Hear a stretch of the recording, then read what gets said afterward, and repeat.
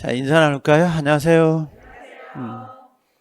24년도 첫 강의인데, 뭐 항상 상투적인 말이지만, 그래도 새해 복 많이 받으시라고 이야기합니다. 근데 항상 첫 해 시작하면 새해 복 많이 받으라고 하는데, 12월 24일, 이제 31일 가면 똑같더라고요. 이대분들이 힘들기만 하고. 자, 민법인데, 오늘 첫 주 민법인데, 아마 원래는 강의가 8주 정도 이루어지는 게 일반적이에요. 근데 1, 2월 달이 희한하게 명절이 안 걸려가지고 9주가 나오는 걸로 알고 있어요. 9주가.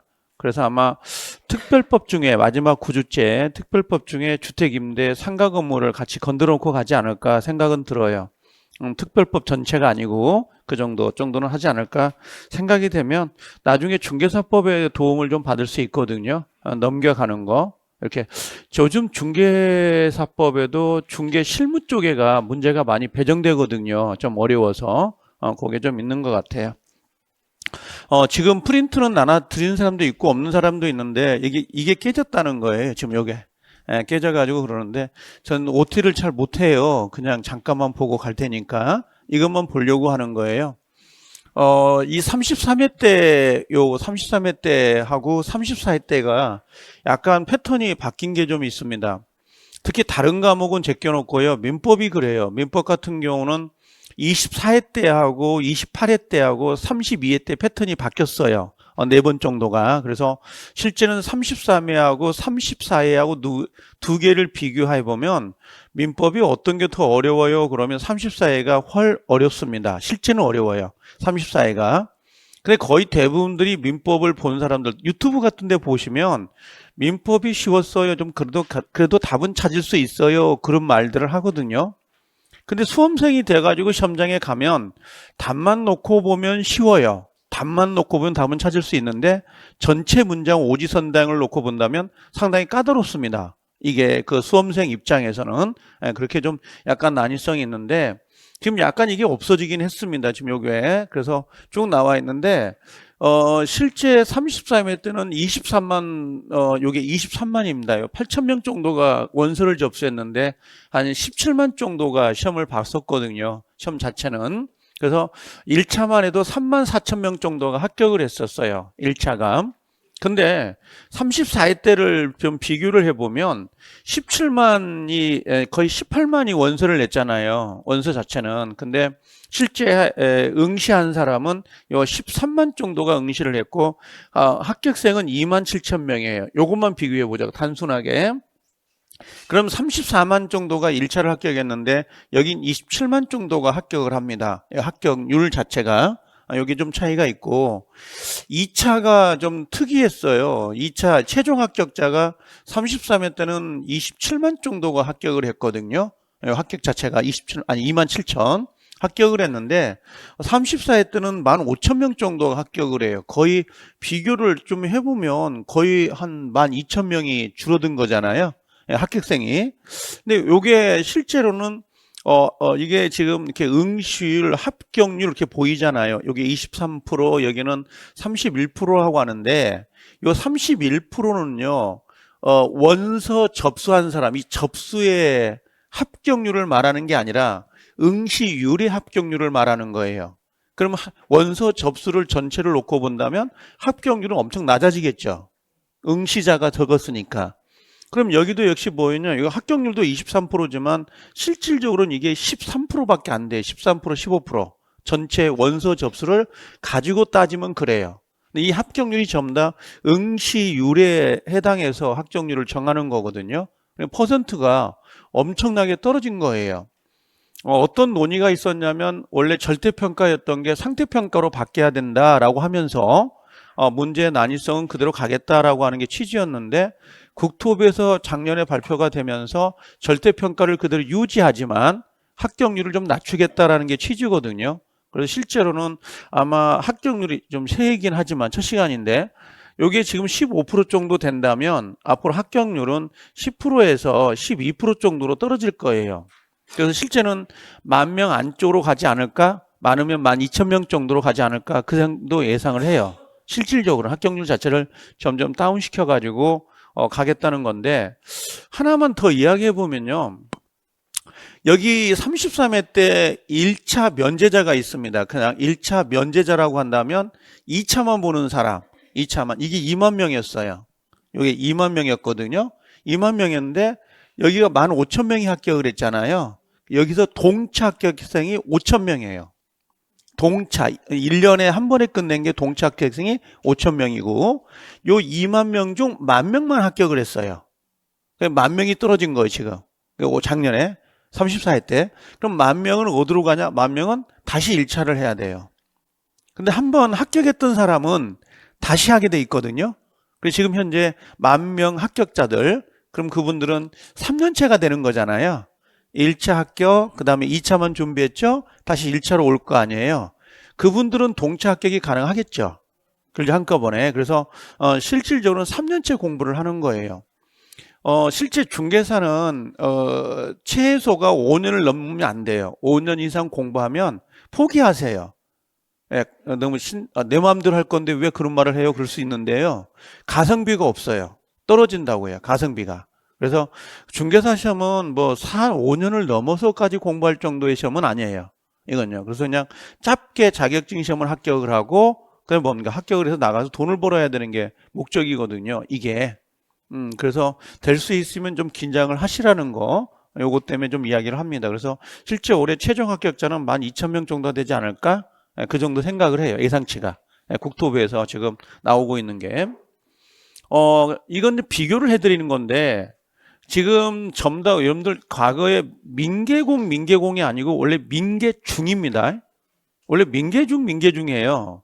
공법은 원래 2차에 있던 게 아니고 1차에 있었던 겁니다. 원래는. 근데 민법, 학개론, 공법이 3개가 들어가다 보니까 부담이 너무 높아져 버리잖아요. 그래서 공법을 2차로 토스를 해준 거예요.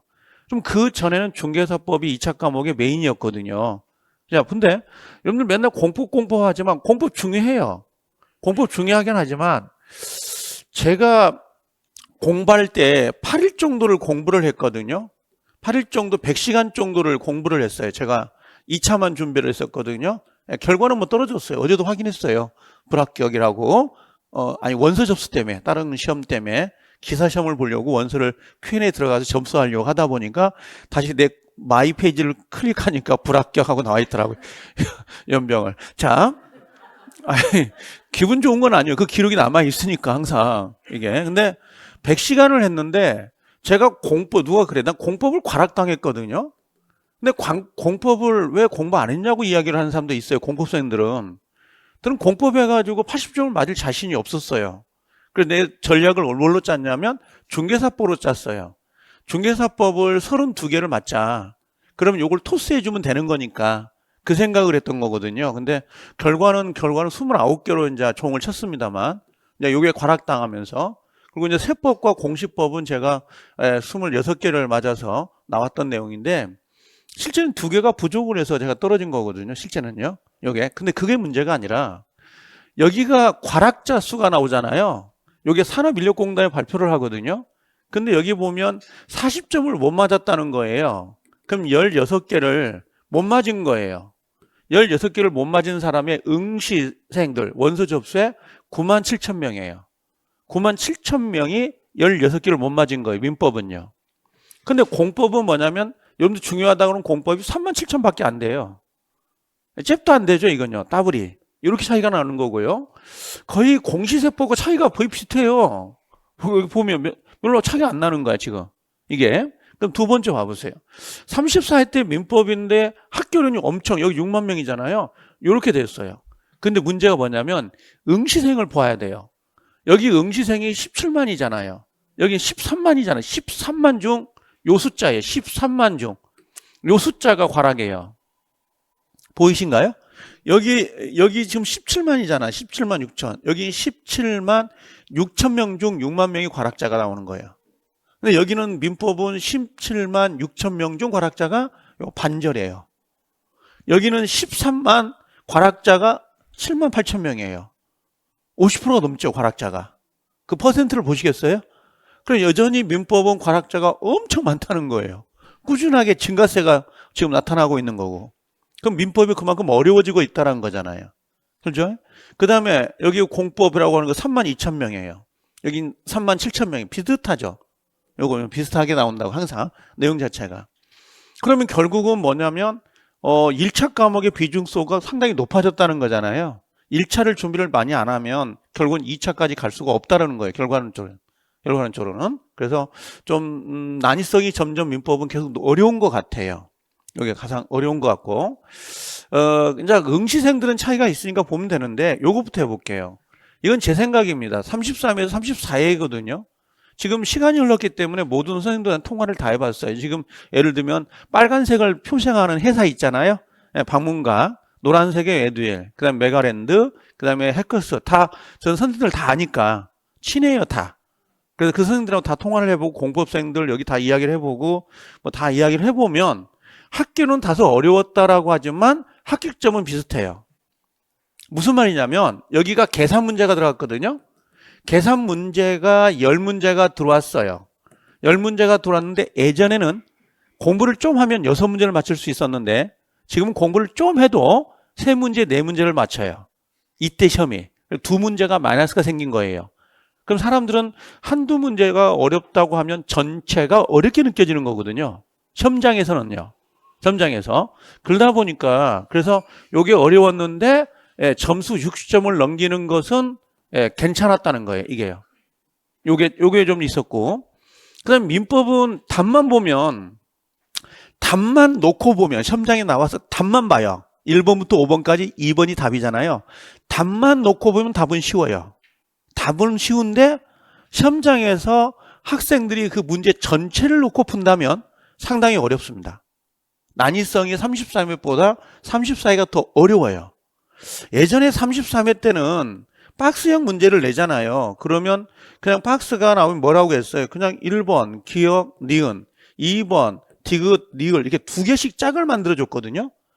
근데 요번에 33회 때는 1번에 기억하고 니은이고 2번에 기억이고 디귿에 아니 3번에 뭐 기억, 디귿, 그다음 니을 뭐 이렇게 나온다 문제가. 뭐 4번에다가 뭐 기억, 니은, 디귿, 그다음 니을 뭐 이렇게 낸다든지 그리고 모든 걸 옳은 걸 정답으로 내는 문제가 많았어요. 옳은 정답으로. 그런 형태가 좀 많이 바뀌어가지고 실제 시험장에 가서는 학생들이 상당히 어렵게 느끼지 않았을까? 그 생각은 상당히 해요. 그 다음에 공법은 중개사법이 어려웠죠. 올해는 좀 쉬워질 거라고 예상들 많이 하고 있더라고요. 35회 때는. 34회 때 중개사법이 33회 때 쉬웠거든요. 그래서 34회가 어려워질 거라고 했는데 어렵더라고요. 저도 시험장에서는 32개 정도 맞겠다라고 생각을 했는데 나와서 보니까 3개가 미스가 생기더라고요. 이게. 그 다음에 공법은 33회 때는 어제도 이야기했을 겁니다만 쉬웠었어요. 아니 어려웠었어요. 그래서 상대적으로 34회 때는 좀 쉽지 않았나 그렇게 보통 이야기를 하더라고요. 그래서 33회 때 유튜브 같은 데 보면 공법생들 전부 다 뭐예요? 죽 썼어요. 막 욕 올라가거든요. 매서 댓글이. 근데 34회 때 와서 적중률을 너도 나도 자랑을 해요. 내 책에서 모두 다 나왔어요. 어디 노란색이든 빨간색이든 파란색이든 모든 공법생이 다 자랑을 하더라고요. 적중이 높아졌다고. 왜? 문제가 쉬웠기 때문에. 쉬웠기 때문에 적중이 높아진 거예요. 그건요. 근데 이때 34회 때 적중률은 개판이었어요. 거의 대부분들이. 죽었거든요. 그리고 같지도 않는 부분이 뭐 12문제가 나왔다, 8문제가 나왔다 그런 말도 많이 했고 그랬거든요. 공시세법은 비슷한 것 같아요. 근데 공시세법은 비슷하게 나오는 것 같더라고요. 형태 자체가. 형태 지금 이렇게 보면. 그래서 지금은 저희가 1차기 때문에 그러는 게 아니라 최종 합격을 하려면 1차가 되는 거고요. 그 다음에 또 하나를 이야기를 하시면 그런 건 있어요. 가끔 가다가 유튜브 보면 막 쉽게 합격했다고 이야기하지만 지금은 중개사가 쉽게 합격하는 과목이 아닙니다. 상당히 어렵습니다. 어려워요. 진짜 어렵습니다. 합격률이 점점 줄어들기 때문에. 아무런 이야기를 하는 게 아니라 현실이 그래요. 그래서 대충 즐겁게 공부를 하면 좋은데 즐겁게 공부하면 합격은 멀어져요. 고통스러워요. 공부하는 게. 엄청 어렵습니다. 공부하는 게. 밥만 먹고 책상에 앉아 있어야 되거든요. 그게 얼마나 고통스러운데. 근데 모두 다 중개사는 절대평가이기 때문에 쉽게 합격해요 라고 이야기하지만 절대평가가 더 어려운 것 같아요. 문제 난이성을 높여놓고 야 이건 절대평가잖아 이렇게 해버리니까 이게 그런 부분은 좀 있는 것 같더라고요. 그래서 될 수 있으면 지금 1월 달이지만 10개월도 안 남은 거거든요. 그래서 집 앞에 뭐 스터디 카페든 뭔가 이렇게 독서실 하나 잡아놓고요. 전기권을 꺼내가지고 토요일날 일요일날 쉬는 날마다 가셔가지고 저녁밥 먹고 소화가 안 되잖아요. 그럼 가셔요. 가서 도서관에 가면 소화 잘 됩니다. 배는 나오는데요. 소화는 정말 잘 됩니다. 왜? 머리를 쓰기 때문에. 이 머리를 쓰면 에너지 소비량이 엄청 높아지거든요. 그래서 밥을 먹고 책상에 앉으면 꾸벅꾸벅 졸 수는 있지만 집중해서 책을 보면 배는 꺼져요. 배는 나옵니다. 그 대신 상대적으로. 그래서 배가 나오는 것과 공부량은 비례합니다. 그래서 고등학교 3학년 애들이 배가 나오고 힙부짝이 넓어지는 거야. 대학교 들어가면 공부를 안 하니까 슬립해지죠. 그게 차이가 있는 것들이에요. 그게. 자, 공부를 좀 해야 할 필요가 있는 거예요. 알겠죠? 그래서 덕담 아닌 덕담 아무런 이야기를 하는 건 아니고 그렇게 이야기를 하는 거고, 책은 요거 갖고 다니셔야 돼요. 요거 하나, 마스터북 하나 가지고 다니셔야 되고, 그 다음에 우리가 나오는 기본서가 있거든요. 메가랜드 기본서가 있는데, 요 기본서는 저는 사람 말 하지 않습니다. 여기 기본서 페이지는 있습니다. 혹시 가지고 계신 분들 이 페이지를 참조하면 되는데, 요게 지금 나가는 기본서의 모든 내용이 압축돼서 파일로 나가요. 이렇게 OX 문제든 아니면 객관식 문제로 나가거든요. 그래서 굳이 이 책을 사가지고 볼 건 없어요. 저는 참조를 하고 매일 보고 있지만 그렇게 생각을 하고 오시면 됩니다. 자, 나중에 제가 체계를 한번 잡긴 잡을 건데요. 민법은 거의 대부분들이 여러분들 알고 있으면 좋은데, 어떤 거냐면 민법 총칙, 물권법, 계약법, 특별법 이 형태로 되어 있거든요. 자, 낙사하지 말고 듣고만 계셔요. 그런다고 긴장하지 마세요. 뭐 그냥 듣고만 가세요. 요거는 안 해요. 제가 긴장을 하셔야 됩니다. 적지는 마시고, 제가 이건 적어 놓으세요. 이건 중요합니다. 빨간색입니다. 파란색입니다. 이렇게 할 거거든요. 별표하세요. 그럼 파란색이고요. 빨간색 별표입니다. 그럼 빨간색을 치면 돼요. 이건요. 원래는 판서를 보통 안 하는데, 민총하고 그 다음에 두 번째가 뭐가 있냐면 물권법이라는 게 있거든요. 쓰지 않아도 됩니다. 물권법이 있고, 그 다음에 채권법이라는 게 있어요. 채권법. 그 다음에 우리가 민법에는 친족법이라는 게 있고 상속법이라는 게 있거든요. 그래서 친족, 요거 시험에 관련된 게 없기 때문에 내가 말을 가장 빨리 하는 말이에요. 지금 이게. 알겠죠? 이게 느리다고 하던데. 친족법이고, 그 다음에 또 하나가 친족, 그 다음에 상속법이라는 게 하나가 있죠. 원래 상속법 이렇게 법이 총 5가지 체계로 되어 있어요.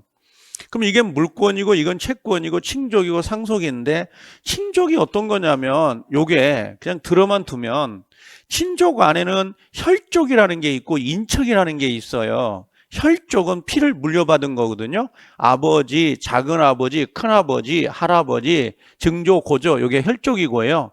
인척이라는 게 있습니다. 여러분들 인척 결혼하셨죠? 네, 결혼했으면 인척이 있어요. 나 결혼 안 했는데요. 그럼 인척이 없어요. 장인, 장모, 처남, 처제. 네, 요게 인척 관계라 그래요. 인척은 결혼을 해야만 나오는 거고, 인척이 아니면 다 혈족이에요. 혈족인데, 그 관계를 나타내는 게 이 친족 관계라는 겁니다. 1촌, 2촌, 3촌 이렇게 나오는 것들이. 상속은 누가 말 안 해도 알고 있는 거잖아요. 부모님이 돌아가시면 아직 안 죽었어요. 네, 돌아가셨다고 가정하에 내가 얼마를 물려받을지 다 계산하고 계시죠, 머릿속에. 그렇죠? 아버님 돌아가시면 이 집은 내 거일 거야. 그렇죠? 계산하고 계시는 게 바로 상속이에요. 비율 퍼센트. 그 생각하면 되는데, 중개업하고는 아무 관계가 없는 거잖아요. 요것들이. 친족 상속은 빼버립니다. 요렇게. 그 다음에 여기 하나가 뭐가 들어가냐면 특별법이 하나가 들어가거든요. 자, 요게 특별법이라고 해서 특별법이라고 해서 하나가 더 추가됩니다. 근데 우리 중개사법 시험 시행령이라는 게 있거든요. 거기는 얘 특별법을 15%만 내라라고 되어 있어요. 15% 내에서만 내세요라고 되어 있기 때문에 40문제 중 15%면 6문제가 돼요. 그래서 최대 맥시멈은 6문제만 나온다고 보시면 돼요. 요건 그래서 예전에 기출문제를 보면 5문제가 나온 적도 있고 6문제가 나온 적도 있습니다. 그 문제수는요. 그럼 이 특별법은 어떤 게 있습니까? 라고 하면 총 5개 법률이 있습니다. 5개 법률이 있는데, 하나가 뭐냐? 줄여볼게요. 그냥 요게 주임법이라고 해서 주택임대차 보호법이라는 게 있습니다. 주택임대차 보호법이 있고, 그다음 또 하나가 상임법이라고 해서 상가 건물이라 그래요. 상가 건물 임대차 보호법인데 상가 건물은 반드시 사업자 등록을 할 수 있는 상가 건물만 됩니다. 무허가 점포는 이게 적용을 받지 못합니다. 그 다음에 또 하나가 담보 가등기 또는 가등기 담보라고 하거든요. 이건 가담법이라고 합니다. 그냥 가담법 그럽니다. 가등기 담보 등에 관한 법률이라 그래요. 중요하지 않습니다. 한 3개월 지난 다음에 이 명칭을 외워도 괜찮고요. 6개월 지나서 아니 시험 끝나고 알아도 상관없어요. 이게 내용만 알면 되니까. 그 다음에 또 하나가 저는 집합건물이에요. 집합건물법이라고 하거든요. 집합건물법 이렇게 이야기를 하는데 이게 어떤 거냐면 하나의 건물에 소유권을 달리하는 여러 개의 세대가 들어가 있는 경우가 있잖아요. 아파트나 빌라나 요게 구분상가 이런 것들이 구분상가거든요. 구분상가는 소유자를 달리하는 거고요. 통으로 가지고 계신 분도 있죠. 통상가 같은 경우. 그래서 여기에 집합건물법이 하나가 있고 근데 마지막 하나가 명의신탁이라고 해서 부동산 실권리자 명의등기에 관한 법률이라는 게 있습니다. 약간 길긴 하죠. 이걸 우리가 부실법이라고 할까? 부동산 실권리자 명의등기에 관한 법률 부실법 그래요. 그래서 총 5개 법률이 나오는데 보통은 얘가 2문제, 얘 하나 이렇게 6문제 정도가 배정이 되고요. 중개사법이라는 걸 토요일 날 배우잖아요. 중개사법에 가면 요 주임법하고 그다음에 요 상임법하고 그다음에 요 부실법 요것 정도 요게 3개가 중복이 돼요. 거기 중개사법에도 같이 나온다고 보시면 될 거고요. 간혹 가다가 집합건물법에 관한 내용이 보이더라고요. 그 지문 하나, 2개 정도가 그런 건 좀 있습니다. 그래서 요게 요거하고 요것 정도가 하는데 자, 가기 전에 요걸 좀 해봅시다. 민법 총칙에서 우리가 배우는 게, 자, 민법 총칙 첫 번째 한번 펴볼래요? 여기 마스터북은 9페이지가 있고, 8페이지가 있고요. 기본서는 29페이지에 있는 부분이에요. 혹시 동영상을 보신 분들은 기본서를 참조하시면 됩니다. 나도 여러분들한테 1차, 2차를, 동차를 1년 만에 끝내는 걸 바라요. 제가 수험 생활을 이거 말고 옛날 과거의 수험 생활이 5.5를 했거든요. 5년 반을 했는데 결과에 떨어져가고 맨날 떨어지는 것 같아. 떨어져가지고 여기 와 있는 거거든요. 중개사 시험은 12년간 시험장에 갔어요. 12년간 갔어요. 시험장에 가서 시험지를 가지러 갔던 거고, 진짜 내 시험은 5년 반을 했던 것 같아요. 5년 반. 상법이 과락당한 바람에 여기 와 있긴 하지만 맨날 과락이네. 상법도 과락당했는데 참 아니었으면 내가 여기 있지도 않아요. 여기도 않고 딴 데 갔을 건데 직업이. 자, 이 마스터북의 8페이지 볼 수 있나요? 네, 8페이지. 1월 달하고 2월 달은 제가 민총에다가 좀 치중을 많이 할 거거든요. 민법 총칙은 꼭 8문제를 맞춰주세요. 꼭 8문제를. 알겠죠? 목표치가 있습니다. 자, 여기 보면 첫 번째 제목이 뭐라고 되어 있냐면 권리변동이라고 되어 있거든요. 보이시죠? 그럼 이게 권리가 나오고 그 다음에 변동이라는 거예요. 민법은 잘 모르겠다 그러면 단어를 끊어 쓰면 돼요. 끊어서 알면 되거든요. 권리라고 되어 있잖아요. 이 권리가 뭐냐면 여러 개의 권리가 있지만 우리가 시험을 볼 때 권리라고 하면 어떤 권리를 말하냐면 이게 물권하고요. 물권하고 채권을 말하는 거예요. 물권, 채권을 권리라 그래요. 그럼 지목을 바꾸면 물권 변동 이렇게 해도 되고 채권 변동 이렇게 해도 되겠죠. 그럼 변동이 뭐냐? 변동은 권리가 발생이 되고요. 그 다음에 변경이 되는 거야. 변경. 그 다음에 또 하나가 뭐냐면 소멸되는 것을 총칙에서 변동이라 그래요. 사람으로 친다면 생로병사거든요. 출생하고 살아가고 죽어가는 과정이에요. 자, 그럼 여기서 중요한 게 권리라고 했는데 우리 중개사에서 배우는 민법의 권리는 2개만 배웁니다. 그 2개가 뭐냐면 물권하고 채권이거든요. 잠깐 봐볼게요. 여기 보면 뭐가 있냐면 여기 물권이라는 게 있고 여기 채권이라고 하는 게 2가지 들어오잖아요. 물권, 채권 보이시죠?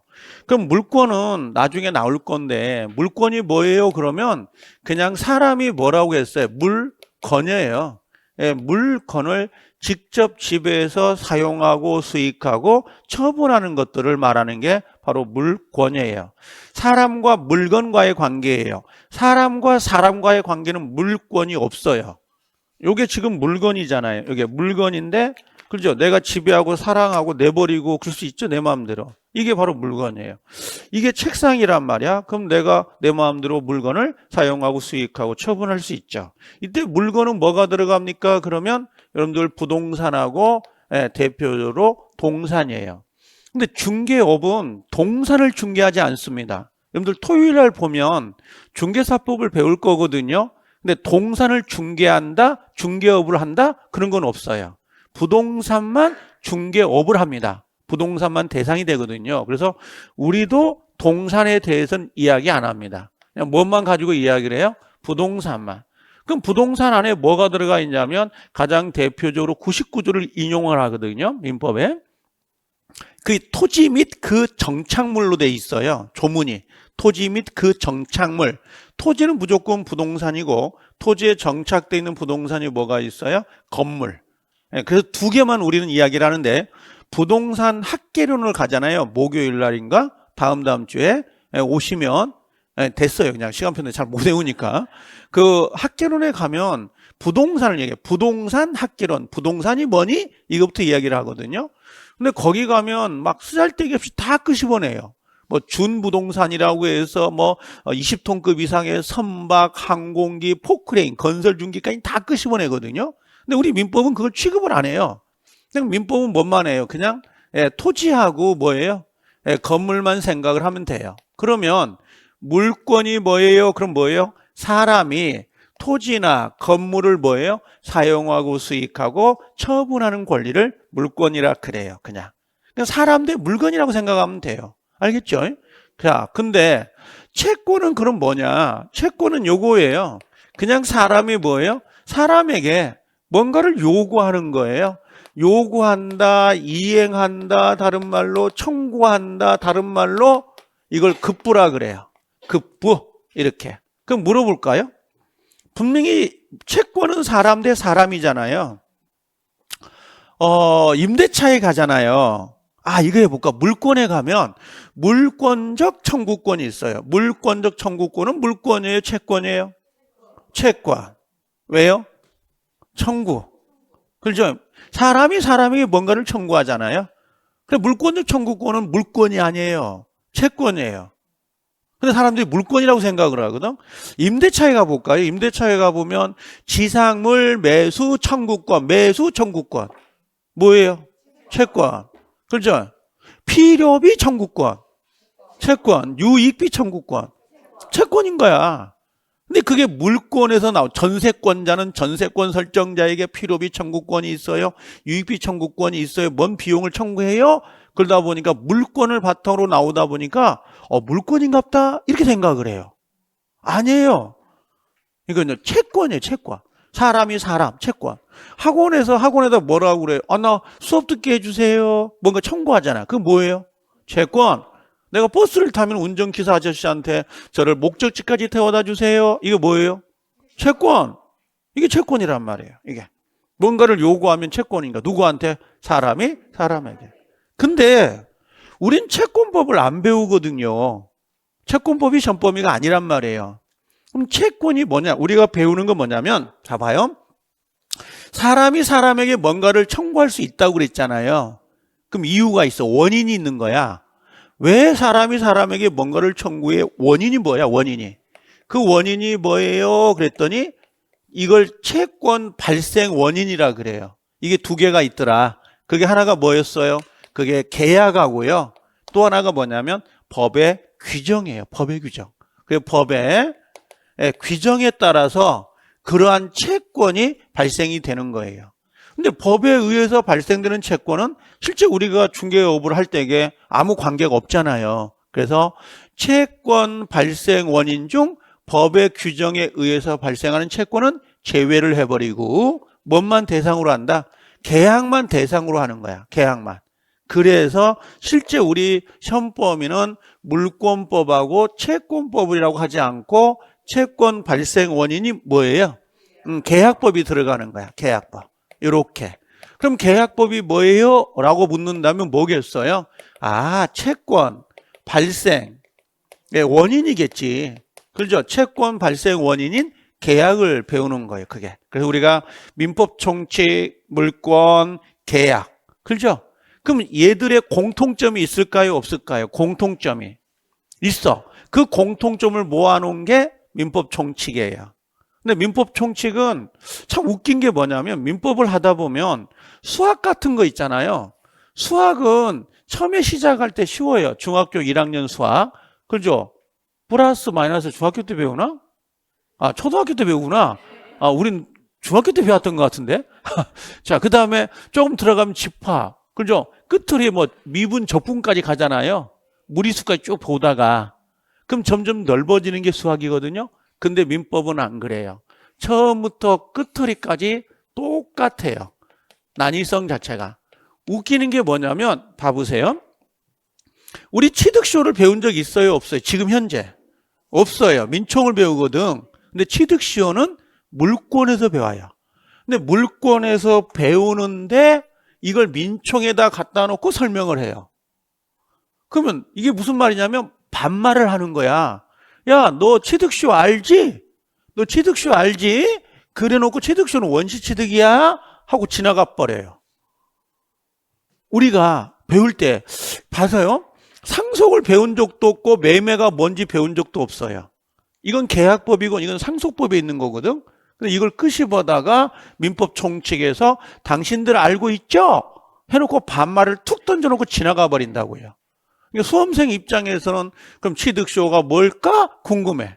그럼 매매가 뭘까? 상속이 뭘까? 궁금하다고. 그걸 찾으면 안 돼요. 찾으면 나가지를 못해요. 한 장, 두 장을.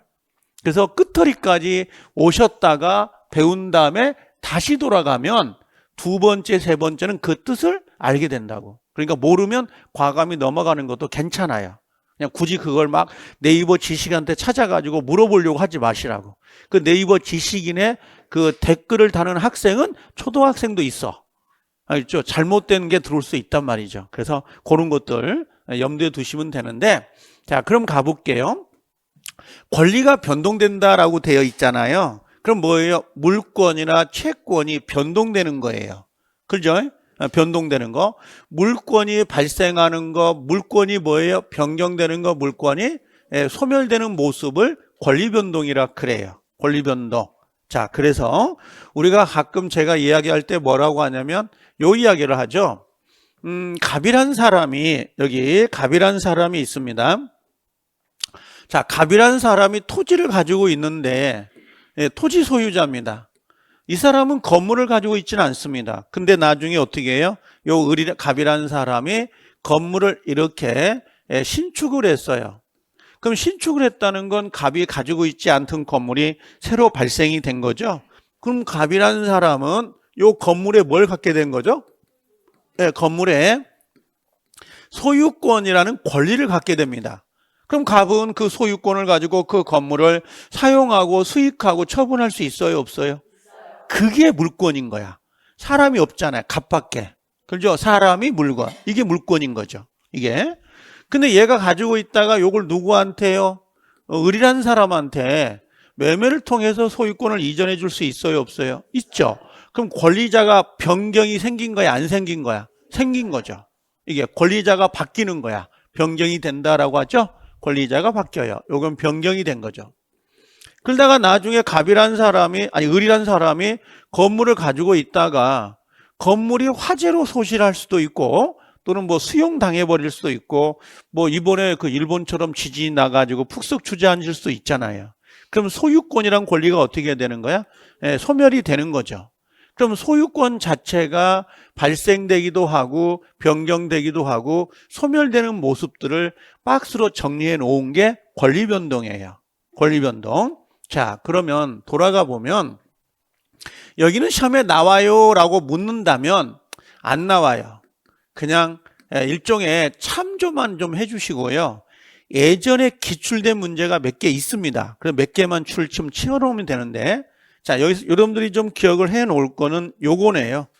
자, 여기다가 또 빨간색을 쳤다고 할까봐 여기 원시취득 보이죠? 요 원시취득 밑에다가 전주 X라고 좀 써놓으면 좋은데, 전라북도 전주가 아니에요. 전에 주인이 없었습니다. 이런 의미예요.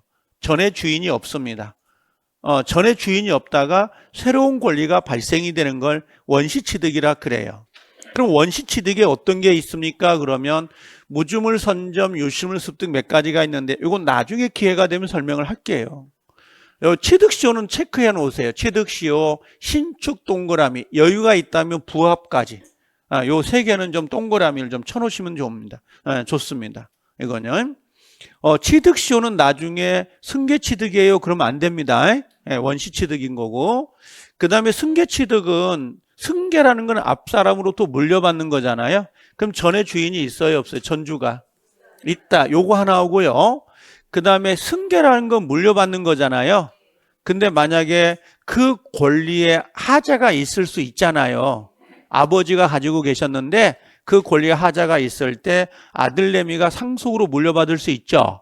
그러면 그 하자도 같이 승계가 돼요. 앞으로 승계란 단어가 보이면 앞사람의 권리에 하자가 있으면 그 하자도 승계된다. 이렇게 항상 생각을 하시라고. 그래서 하자도 뭐가 된다? 승계가 됩니다. 이렇게 하나 좀 써놓으세요. 그럼 나중에 요 지문을 나중에 보게 될 거예요. 시험장에 가면. 그럼 승계에서는 뭐가 있냐면 이전적 승계, 설정적 승계가 되는데요. 이전이라는 건 권리가 상실돼요. 여기는 상실이 되는 거고요. 여기는. 근데 설정은 상실이 되지 않고 여기는 제한을 받는 거예요. 예를 들면 내가 소유권을 가지고 있었는데 전세권을 설정했다라고 할 수 있죠. 그럼 전세권 설정자는 소유권을 잃는 게 아니라 자기의 소유권을 제한당하고 있는 거잖아요. 그러다가 나중에 전세권 기간이 끝나면 다시 소유권이 제한이 풀리겠죠. 늘었다 줄었다 하는 것처럼. 그래서 이전적 승계는 권리가 상실되는 거고 설정적 승계는 권리가 상실되지 않습니다. 설정의 가장 대표적인 게 뭐냐면 저당권 설정. 내 집에 내가 저당권을 설정했다고 해서 권리가 소유권이 상실되는 건 아니죠. 근데 제한을 받잖아요. 그렇죠? 왜 제한을 받을까요? 여러분들 혹시 자기 집에 저당권 설정되어 있을 때 그 집을 팔려고 하잖아요. 그럼 은행에 가야 돼, 안 가야 돼? 가야 돼요. 그걸 말소하든 승계받든 그래야 되거든. 그러니까 그런 제한이 따라간다고. 또 아니면 전세권 설정 걸잖아요. 방 3개짜리인데 방 하나를 전세를 내주면 내가 2개밖에 사용 못 하잖아요. 뭔가 소유권이 제한당하는 거죠. 자, 이전적 승계는 특정 승계, 포괄 승계인데 저는 요걸 구별해 연결해 달라고 그래요. 요렇게 2개를 연결해 주세요 그러거든요. 여기서 여러분들이 기억할 건 요겁니다. 요거하고 특정은 매매, 포괄은 상속, 요렇게 연결해 놓으시면 돼요. 여러분들 매매할 때 집을 사고 팔 때에 집만 가져와요? 집 안에 들어있는 세간살이까지 가져온가요? 다 가져와요 매매할 때? 집 어디예요? 내한테 팔아. 그 냉장고 내 거다 이제. 자, 우리가 보통 매매는 특정 그 집만 갖고 오거나 그 토지만 갖고 오는 거잖아요. 특정되어 있는 거고, 그다음에 상속 같은 경우는 포대기로 가져오는 거냐, 포괄. 아버지가 쓰던 세간살이까지 모두 가져오는 거예요. 그래서 포괄 승계는 상속, 특정 승계는 매매, 이렇게 연결만 해주시라고. 요거 참조해라고 했어요. 시험은 아닙니다. 자, 변경으로 한번 가볼게요. 변경은 주체 변경, 내용 변경, 작용 변경인데 여기 작용 변경에다가 빨간색 별표시 하나만. 네, 작용 변경에다가 빨간색 별표시. 내가 빨간색은 하나밖에 안 쳤습니다. 그 다음에 요건 필요 없고요. 주체가 바뀌는 거니까 여기서 요것만 하나 갖다 놓으세요. 요것은 여러분들이 파란색으로 갖다 놓으면 좋은데 물건 인도 채권이 뭘로 바뀐 거예요? 네, 손해배상으로 바뀌었다라는 거 보이시죠? 그것 정도 하나만 좀 체크해 놓으세요. 얘는 파란색인데 시험장에 가면 이 끝털에 뭘로 쓰냐면 요걸 작용 변경으로 나올 거예요. 작용 변경이다 그러면 X 이렇게 가시면 되고요. 네, 물건이 원래 인도를 해야 되는데 손해배상으로 바뀐 거예요. 자, 어떤 상황인지 잠깐 예를 들어볼게요. 여러분들 항상 머릿속에 그림을 그려야 됩니다. 그래야 빨리 읽어져요. 맨날 뭐 키워드를 찾으세요. 키워드를 찾으세요. 개판이요. 여러분들 초짜가 예를 들면 뭐 백설공주를 읽었을 때 초등학생이 키워드가 뭔지 아세요? 백설공주 키워드가 뭐예요, 여러분들? 사과요. 사과. 알겠죠? 그럼 누구하고 결혼해야 돼? 왕자하고, 이왕자하고. 그게 키워드인다고. 근데 누가 읽으면 그걸 알겠냐고. 옛날에 뭡니까? 공주가 살았어요. 그거 출발할 때 옛날 그게 키워드예요. 찾기가 쉽지 않다고, 그게. 좀 그림을 그리면 되는데 여기 어떤 거냐면 요거예요. 갑이라는 사람이 집을 넘기기로 했고 을은 그 대가 돈 1억을 주기로 했다고 합시다. 그렇죠? 근데 이 친구가 라면 끓여 먹다가 집을 홀라당 태워버렸어요. 그럼 채무자가 집을 이행할 수 있나요? 없나요? 없죠. 근데 뭘로 바뀌는 거예요? 얘는 손해배상 청구할까 안 할까? 하겠죠. 그럼 물건 인도 대신에 뭘로 바뀐 거예요? 손해배상. 내용이 바뀌었죠. 바구니에 담을 물건이 없어지고 손해배상으로 바뀐 거야. 내용이 바뀐 거지, 내용이. 그래서 물건 대신 손해배상을 해줘야 된다 그러면 내용이 바뀌었구나. 이걸 내용 변경 이렇게 연결할 수 있어야 돼요. 내용 변경 요 한 지문만 5분도 안 걸려.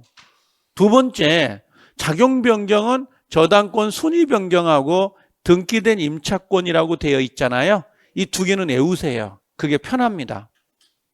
자, 요게 우리 뭐 어차피 뒤에 가면 배워야 되니까 저당권은 우리나라는 순위가 승진되는 원칙이 있습니다. 자, 한번 해보면 갑의 집이 있고요. 여기에 을이 1번 저당권이 있다고 합시다. 그럼 여기에 병이라는 사람이 2번 저당권이 있습니다. 자, 여기서 질문 하나 해볼게요. 저당권 1번, 2번 물건의 저당을 잡았죠? 질문, 공부한 사람. 아니, 상식 그냥.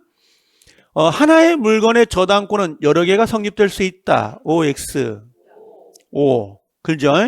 다시 해볼게요. 하나의 집에 전세권이 여러 개가 성립될 수 있다. OX. X. 이유는 둘 차이가. 전세권하고 저당권의 차이점이 뭐예요? 전세권은 하나밖에 안 생겨요. 일물, 일권. 근데 저당권은 하나의 물건이더라도 여러 개의 저당권이 설정될 수 있죠. 국민은행, 새마을금고, 저축은행. 둘 차이 이유가 뭐예요? 오케이, 점유. 점유 차이 때문에 그래요. 전세권은 반드시 직접 점유하여 사용해야 돼요. 근데 저당권은 점유해야 안 해요. 그러면 다 점유를 안 하는 권리는 여러 개가 성립될 수도 있다, 없다? 있다. 우리 물권 8가지 중 점유를 하지 않는 권리가 2가지가 있는데 그게 지역권하고 저당권이에요. 지역권과 저당권은 이중적, 삼중적으로도 설정이 가능합니다. 무슨 말인지 알겠죠? 어차피 잊어먹거든요. 문 열고 나가면. 근데 이제 여러 번 덧칠하다 보면 그 기억이 간다고. 이중 설정했죠? 자, 1억 받아야 되고 1억 받아야 됩니다. 빌려준 돈이 1억이라는 의미죠. 근데 돈을 못 갚았어요. 그럼 이 집이 경매로 넘어가야 안 넘어가요? 넘어가죠. 경락대금이 1.5입니다. 1억 5천이라고. 그럼 누군가 손해를 볼까 안 볼까? 보겠죠. 누가 가져갈까? 1번. 똑같이 평균으로 나눈다. 2번. 아니다. 먼저 1번이 빨대를 먼저 꽂는다. 빨대를 1번이 먼저 꽂는 거야. 그럼 이 친구가 1억 받아가겠죠. 그럼 얘는 뭐예요? 얘는 식빵이겠죠. 그렇죠. 왜? 5천밖에 못 받아가니까. 1억 빌려주고. 무슨 말인지 알겠죠? 그런데 다행인 게 뭐냐면 이 친구가 돈을 갚았어요. 변제를 해버렸습니다. 그럼 1억은 없어져 불죠? 그럼 이 2번이었던 병이 순위가 올라가 안 올라가? 올라가면서 이젠 1억을 받을 수 있게 된 거죠. 뭐가 바뀐 거야? 힘이 바뀐 거야. 힘. 그렇죠? 그게 작용이 바뀌었다, 효력이 바뀌었다 그런 의미예요. 효력이 바뀌었다. 이해되시죠? 하나만 더 해볼까요? 자, 갑이라는 사람이 집이 있고 을이라는 사람이 임차인입니다. 빌려 쓰는 사람. 이 사람은 뭐겠어요? 임대인이죠. 대여하는 사람. 임대인, 대여하는 사람. 그렇죠? 근데 본래 임차권은 등기가 되나요? 안 되나요? 안 됩니다. 전세권은 반드시 등기해야 되지만 임차권은 등기가 안 되거든요. 할 수는 있어요. 621조에 따라 임대인이 반대를 하지 아니하면 등기를 할 수 있지만 거의 대부분들이 임대인이 반대를 합니다. 집주인이. 그 이유는 나중에 이야기를 해볼게요. 근데 만약에 주인이 바뀌었어. 원래 2년간 살기로 했는데요. 얘가 1년 살았거든요. 근데 주인이 바뀌어버린 거야. 병을 뭐라고 부를까요? 병도 임대인일까요? 처음에 공부하면 초짜들은 병이 임대인 줄 알아요. 임대인 아니에요. 얘는 신소유자예요. 임대인은 누구예요?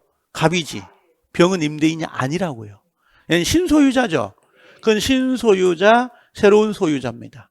그럼 이 친구가 1년밖에 안 살았는데 갑자기 주인이 바뀌어서 나가 그럽니다. 나가요. 그럼 을은 나가야 돼요? 살 수 있는 거예요. 나가야 돼요. 왜? 얘하고 얘가 계약한 적이 없거든. 2년을 계약한 적이 없다고. 계약은 누구하고 했어? 갑하고. 이 나쁜 놈. 그럼 갑은 어떻게 해야 돼? 을은요. 을은 갑에게 뭘 청구해? 손해배상? 그 손해배상 근거가 뭐예요? 근거가. 그걸 고급지게 뭐라고 불러요? 채무를 불이행한 거야. 채무불이행이라니까. 아니 2년간 살기로 약속을 했잖아. 근데 약속 안 지켰잖아. 그럼 채무를 불이행한 거지. 그게 근거야. 그래서 손해배상을 청구하고 나가야 되는 거지. 얘는 억울하겠지. 그래도 2년 살기로 했는데 1년 만에 쫓겨나는 거니까. 근데 다행히 이 친구가 뭐 하면 임차권을 등기할 수 있다고. 등기했죠? 다행히 집주인이 해준 거야. 그럼 대항력이 있다 없다? 있다. 자기의 권리 1년 더 남았어요? 더 살겠어요? 라고 주장할 수 있다 없다? 있다는 거야. 그게 대항력이고 그게 주장할 수 있다는 거야. 그럼 힘이 바뀌는 거잖아요. 지금은 그냥 아무 때나 담배 피우고 그러잖아요. 고등학생도 담배 피우고 그러는데 뭐 그죠? 못할 것도 아니야. 근데 길거리 가다가 침만 뱉지 마요. 태태 뱉는 거. 아우 나빠 그거 담배 피는 거. 담배 피는 건 상관없는데 담배 피다가 태태 뱉는 거 있잖아요. 그건 참 아닌 것 같아. 그건. 자 좌우지간. 저 때는 군대 대학을 다녀도 자기 집에서 담배를 피잖아요. 아버지 계시는데 지특이 나간가. 진짜 농담이 아니고. 근데 군대를 갔다가 와서 담배를 피잖아요. 그러면 아버님, 어머님이 야 조금만 펴라. 뼈 삭는다. 그러거든요. 그건 무언에 펴도 괜찮다는 말이잖아요. 그러니까 군대를 갔다 온 사람과 갔다 오지 않는 사람의 차이점이죠. 그게 작용이에요. 힘이 바뀌는 거야. 힘이.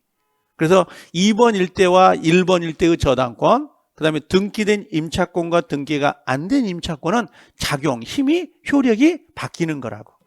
그게 작용 변경이라고 하는데 이놈의 시험장에 가면 꼭 여기다가 뭐라고 바뀐 줄 아세요?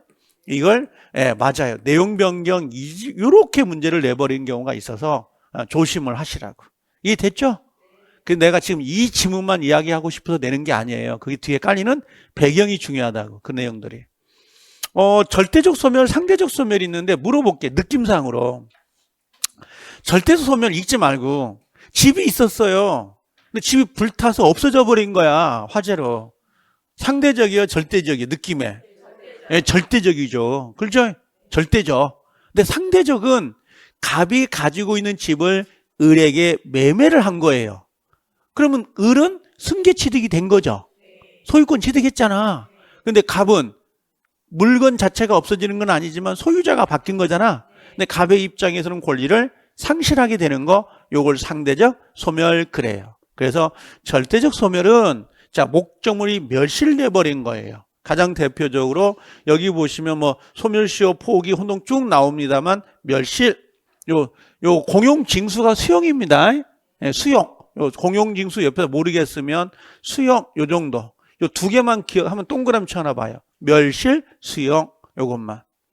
그다음에 상대적 소멸은 그냥 매매 동그라미 쳐놔요.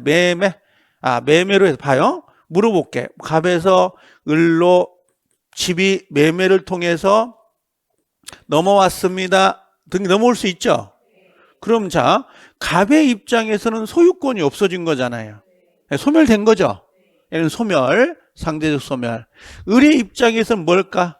자, 매매를 통해서 소유권 취득했어. 자, 한번 해볼래요? 매매를 통해서 소유권을 취득했습니다. 매매, 소유권 취득했네. 특정 승계죠? 보여요? 네, 특정 승계가 돼. 그럼 이 친구는 을은 을의 입장에서 본다면 소유권을 취득하는 거고 갑의 입장에서 보면 어떻게 돼? 소유권이 상실되는 모습이에요. 이해되셔요? 그래서 그렇게 정리하면 되는데, 자, 한번 더 정리하고 쉽시다. 자, 매매는 뭐라고 했어요? 특정, 그 다음에 상속은 포괄. 이제, 이거 안 해와도 되지 않아요? 매매할 때 세간살이 넘어오는 건 아니잖아요. 집만 넘어오고. 상속을 받으면 다 가져오지 뭐. 그죠? 쓰던 밥그릇, 숟가락까지도 가져오잖아요. 그럼 이제 됐죠? 요것만 연결할 수 있으면 되고. 자, 이제 지문 정리해 볼게요. 자, 경매 보인가요? 경매는 원시일까요? 아니면 승계취득일까요? 그게 원시로 나오잖아요. 나 혼자 시험장에서 결정할 때는 상당히 어렵습니다. 경매? 취득시효? 취득시효가 원시취득이잖아요. 근데 경매가 느낌상 원시취득처럼 느껴져요. 느낌상으로. 우리는 대충 보지만 시험장에 가면 그게 확대가 되는 거야. 그 단어가. 달라지거든. 그래서 승계취득이라는 거 이렇게 연결하면 돼요. 알겠죠? 단 취득시효는 원시취득이에요. 그 다음에 여기 보시면 아까 뭐라고 했어요? 원래 채무가 뭐였어요? 집이었죠. 근데 뭘로 바뀌었죠? 손해배상 채무로 바뀌었다라고 돼 있죠? 이걸 아까 질적 변경인데 여기 내용 변경 동그라미 치세요. 내용 변경. 여기가 뭐가 들어가면 안 되죠? 작용 변경 들어가면 안 됩니다. 안 되면 요 지문이라도 읽어 나오세요. 이 지문이라도. 이게 시험이었기 때문에. 자, 저당권이 1번 순위가 뭘로 바뀌었어요? 2번으로 바뀌었네요. 순위 승진 보이시죠? 그럼 뭘로 가야 돼? 작용, 효력 보이죠? 작용 동그라미. 자, 갑이 소유하고 있던 가옥을 누구한테 팔았나? 을레 매각 동그라미. 매각은 매매예요. 그러면 갑의 입장에서는 소멸이죠. 을의 입장에서는 특정 승계고. 여기 입장에서는 소멸 보이죠? 그럼 요 을의 입장에서는 뭐예요? 승계. 취득 중에 뭘로 가야 된다? 특정 승계. 이렇게 정리가 되는 거죠. 누구 입장에서는 다르잖아요. 컵에다가 물 담으면 물컵이고 술 담으면 술컵이고 음료수 부으면 음료수 잔이잖아요. 그게 바뀐 게 아니잖아. 컵이라는 거. 자, 그 다음에 상속 보이죠? 그럼 뭘로 가요? 포괄승계. 요 정도 정리하면 됩니다. 그 다음에 여기 보면 권리변동 중 소유권에다가 제한물권 설정이 되어 있잖아요. 제한물권 밑에다가 뭐냐면 요게 지상권, 전세권 같은 거 아니면 저당권 같은 거 있죠? 이런 거 생각하면 돼요. 그래서 늘었다 줄었다 양적 변경이라고 하는데 요거 생각해 볼래요, 여러분들? 내가 방 3칸이잖아요. 그럼 내가 방 3칸을 사용할 수 있죠? 근데 전세권을 설정하면 방 1칸을 빌려준단 말이야. 그럼 내 소유권 사용할 수 있는 범위가 2칸이죠? 이해돼요? 제한당했다, 늘어났다, 줄었다, 그죠? 요걸 우리가 양적 변경 이렇게 이야기를 해요, 그냥. 이게 양적 변경. 그 정도 보면 되고. 아까 매매 동그라미, 그 다음에 상대적 소멸 동그라미. 매매는 상대적 소멸이고, 반대로 특정 승계가 되겠죠? 그렇게 정리해 놓으시면 접근하기 편할 거예요. 그 다음에 여기 밑에 8번에 아직 내가 이야기 안 했는데 여기는 나중에 제가 좀 이야기를 할게요. 요 8번은 제 기억 속에 28회, 32회, 34회 때까지 문제가 배정이 됐어요. 그게 뭐였냐면 최고하고 거절이라는 거거든요. 최고 거절은 법률행위가 아니고 이걸 준법률행위라고 돼 있죠. 준법률행위 설명할 건데 옆에다가 뭐라고 쓰냐면 이게 준법률행위라 그래요. 준법률행위. 올해 시험 나올까 안 나올까요? 개풀은 여기 나왔는데 또 나와요. 자, 작년에 냈다니까 올해 나오겠어요. 혹시 여러분들 공부한 사람들 무권대리 기억나요? 무권대리? 자, 공부한 11월, 12월 아니면 작년에 했다가 아탄께 떨어지신 분들 무권대리에서 권한 없이 대리하는 거잖아. 그럼 본인이 가지고 있는 권리가 2가지가 있어요. 본인이 가지고 있는 권리 2가지. 하나가 뭐예요? 추인권, 거절권. 그죠? 거절권. 그 다음에 상대방이 가지고 있는 권리가 2가지 있죠. 철회가 먼저 나오면, 예? 최고권. 최고권 2번째, 철회권. 철회권은 단독행위거든. 최고권은 여기 있죠. 최고권, 거절권은 준법률행위 다른 말로 법률 규정이에요. 다른 말로 법으로 정해져 있는 거예요. 요게 법정이에요. 법률 규정을 다른 말로 준법률행위라 그래. 준법률행위 법률 규정은 법의 규정에 따라서 효과가 발생되는 것이지 당사자 의사에 따라 효과가 발생되는 게 아니에요. 이런 의미예요. 당사자 의사에 따라 효과가 발생되는 걸 뭐라고 부를까요? 당사자가 의도한 대로 효과가 나오는 걸 뭐라고 불러? 법률행위. 법률 규정에 따라 효과가 발생되는 건 준법률행위. 준법률행위 다른 말로 법률 규정. 같은 멘트야 이게. 그래서 효과가 당사자 의사와 상관없이 법의 규정에 따라 효과가 발생되거든. 이 최고나 거절이. 아셨죠? 그래서 그거 체크하는데 나오진 않을 거예요. 자, 두 번째 나오는 게 봐봐. 권리가 아까 뭐라고 했어요? 권리가 물권, 다른 말로 채권. 그럼 권리가 변동되는 원인이 나올 거 아니에요? 그럼 무슨 말일까? 풀어볼까요? 물권이 발생되고 변경되고 소멸되는 원인, 채권이 발생되고 변경되고 소멸되는 원인이 두 가지가 있는 거야. 그 두 가지가 하나가 뭐예요? 그러면 법률행위, 법률 규정. 법률 규정을 다른 말로 뭐라고 할까요? 준법률행위. 준법률행위. 준법률행위가 법률 규정이에요. 다른 말로 뭐라 그래? 이게 법정이라고 하죠. 법정. 법으로 정해져 있습니다. 법정. 이렇게.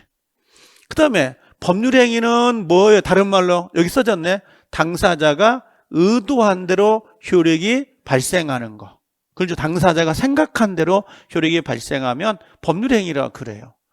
내가 저희 집사람하고 나는 결혼해야 되겠다. 나는 설거지 밥 안 하려고.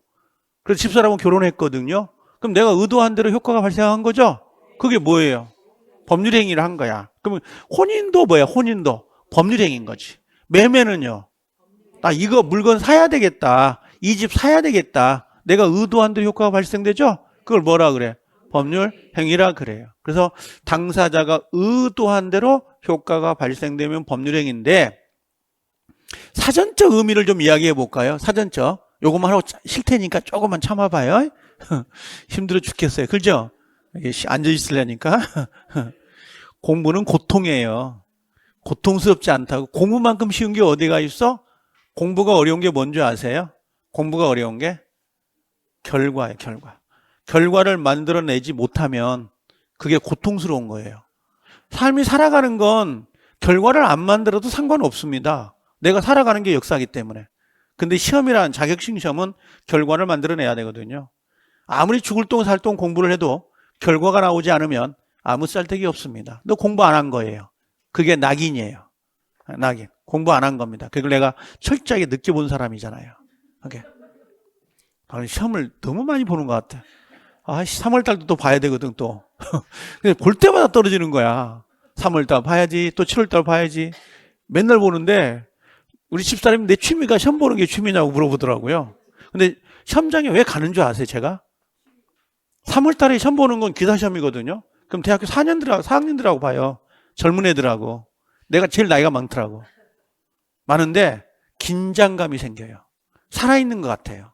그리고 거기는 호흡을 길게 해요. 젊은 애들이 에너지가 많기 때문에 이렇게 빨죠. 근데 여기는 뭐예요? 웬만하면 호흡을 안 하려고 하죠. 다 나이 드시고만 있어가지고 나쁜 기운이 들어와서.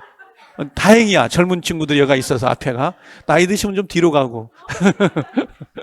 자, 법률행위가 뭘로 돼 있냐면 이렇게 돼 있어요. 사전적 의미가 법률 효과를 발생시키려고 하는 필수 불가결한 의사표시를 요소로 하는 법률 요건 이렇게 돼 있어요. 뭔 뜻인지 알겠어요? 모르죠.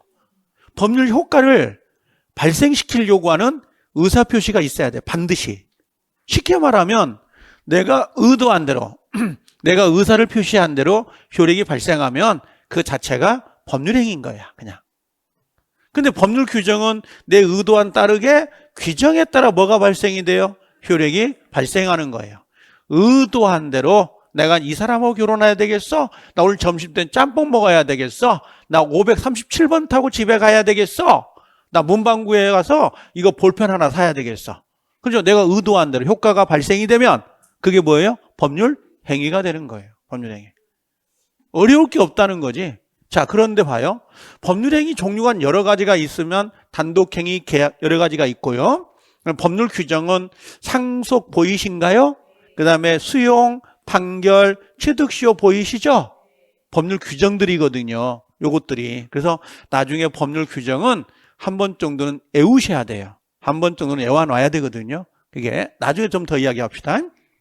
자, 그래서 밑에 나와 있는 거고 여기에서 뭘 가져오겠다는 거야? 법률행위 있죠? 요걸 가져와서 설명을 하는 거야. 이제 법률행위를 쭉 해서 법률행위는 아까 약속한 대로 약정, 의도한 대로 효과가 발생되는 거고 법률 규정은 뭐가 있어요? 사망이 되면 뭐가 되는 거죠? 상속은 상속법에 따라 상속이 되는 거지 내 의사와는 상관이 없죠. 그 다음에 수용, 그 다음에 경매, 민사집행법, 요건 공용징수법 다 나와 있는 거니까 이렇게 정리하면 돼요. 그래서 좀 쉬었다 오면 법률행위 보이죠? 요거부터 이야기를 좀 해드릴게요. 좀 쉬었다 오세요. 시간이 오버돼서 잠깐 쉬었다 오면 됩니다.